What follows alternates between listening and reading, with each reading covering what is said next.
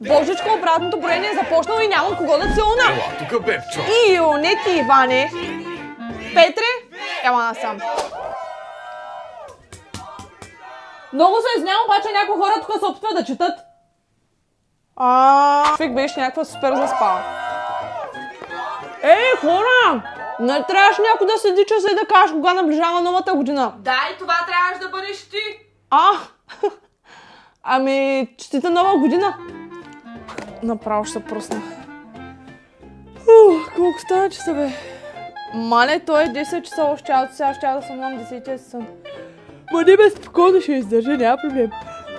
Само ми дай една минута да се разсъне и съм топ. И сега идвам само да се посвежа за малко. Така, слушай, какво ще кажа 2025-та? Ако смяташ да ми правиш същия номера като миналата година, няма да се разберем, ясно ли те? Искам да благодаря на 2024-та за всичко положително, което ме донесе. Благодаря. Я подай да на шеф, бе!